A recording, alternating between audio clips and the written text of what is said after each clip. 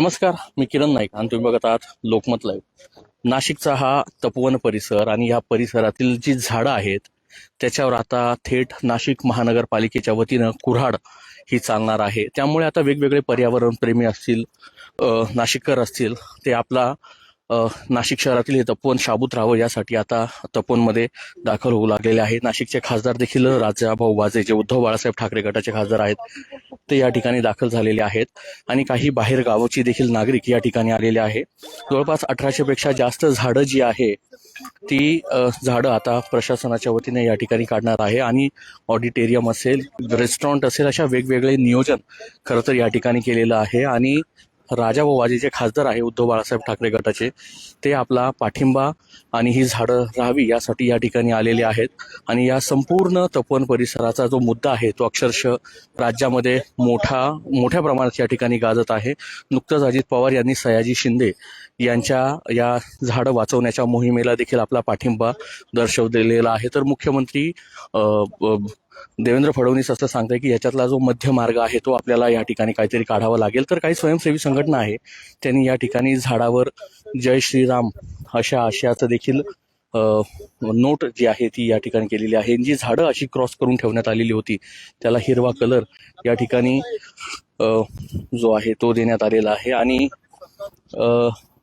खालील QR code scan करून तपोवन ती झाडे वाचवण्यासाठी आपला सहभाग नोंदवा अशा QR कोड देखील आता या ठिकाणी लावलेला आहे. जे लोक आहेत आता या तपोवन वाचवण्यासाठी आपला पाठिंबा या ठिकाणी येऊ लागलेले आहेत. राजाभाऊ वाजे आपल्यासोबत आहे. हो, लोकमतमध्ये आपलं स्वागत. झाडं तोडायची जी मोहीम आहे ती नाशिक महानगरपालिकेने हातात घेतलेली आहे. वाचवण्यासाठी नाशिककर आता एकवटलेले आहेत. आपला काय प्रयत्न राहणार? नाही, मी प्रयत्न म्हणजे मी मुख्यमंत्र्यांना पत्र दिलेलं आहे, तसंच पंतप्रधानांना सुद्धा पत्र दिलेलं आहे आणि आता अधिवेशन चालू आहे. त्या अनुषंगाने मला कसं त्याच्यात उपस्थित करता येईल अधिवेशन काळात हा विषय हा मी पाहतोय. मी उद्या जाणार आहे आणि त्यानंतर 19 तारखेपर्यंत अधिवेशन आहे. त्या अधिवेशनात विषय कसा मांडता येईल याबाबत मी विचार करतोय आणि प्रयत्न करतोय. त्याचप्रमाणे मंत्री महोदयांना तिथे भेटून त्याच्यातून काही मार्ग काढता येईल का यासाठी सुद्धा माझे प्रयत्न राहतील.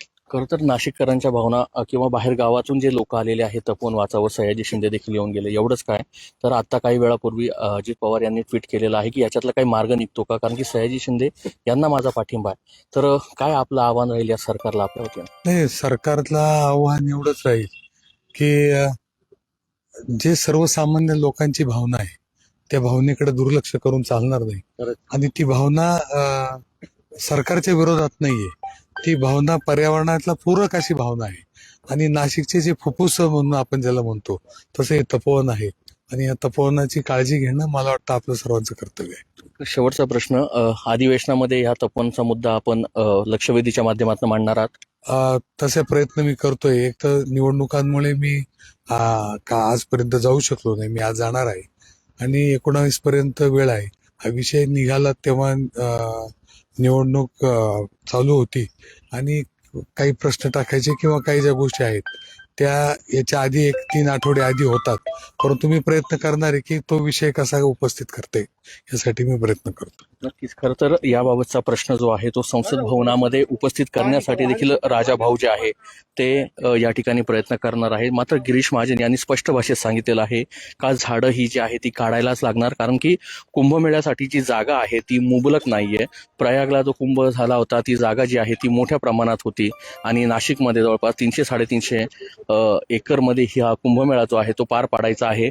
आणि एवढंच नाही तर आता जे लोक आहेत त्यांनी या ठिकाणी झाडांचं देखील प्लांटेशन, या ठिकाणी छोटी छोटी झाडं जी आहे ती लावायला या ठिकाणी सुरुवात केलेली आहे. प्रशासनाचा जो निर्णय आहे त्याच्या विरोधात खरं तर नाशिककर आता एकवटलेले आहे. वेगवेगळे जे अभिनेता असतील किंवा अभिनेत्र्या असतील त्या देखील या ठिकाणी आता येऊन आपला पाठिंबा जो आहे तो या ठिकाणी दर्शवत आहे. नुकतंच आज सकाळी लहान मुलं देखील या ठिकाणी आलेले होते आणि त्यांनी देखील ही झाडं राहावी अशी मागणी जी आहे ती सरकारकडे केलेली आहे.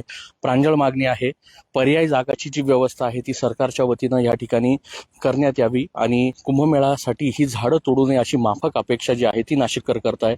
राजाभाऊ जे खासदार आहेत ते या ठिकाणी आले, मात्र कोणताही नाशिकमधला स्थानिक आमदार या ठिकाणी आलेला नाहीये आणि ही झाडं वाचावी यासाठी त्यांचा कोणताही प्रयत्न दिसत नाही. याचं महत्त्वाचं कारण म्हणजे नाशिकमध्ये 3 भाजपचे आमदार आहे आणि कुंभमेळा मंत्री म्हणून मंत्री गिरीश महाजन हे काम बघताय. तर कदाचित आपण आपल्या नेत्याच्या पुढे बोलू शकत नाही, याच भावनेने हे 3ही आमदार या ठिकाणी येत नाहीये आणि आपल्या ज्या भावना आहे किंवा तपोवन वाचवण्यासाठी कोणतेही प्रयत्न करताना दिसत नाहीये. त्यामुळे नाशिककरांची मोठी नाराजी देखील नाशिकच्या 3ही स्थानिक आमदारांवर पाहायला मिळते. आता अधिवेशनमध्ये केंद्रीय अधिवेशन होते संसद भवनामध्ये, राजाभाऊ वाजे हा मुद्दा मांडतील का आणि त्याच्यावर सरकारकडनं काय उत्तर येईल, ही वृक्षतोड थांबेल का, याचे जे अपडेट असतील आपण लोकमतच्या माध्यमातून पाहणार आहोत. मी किरण नाईक, लोकमत.com साठी नाशिक.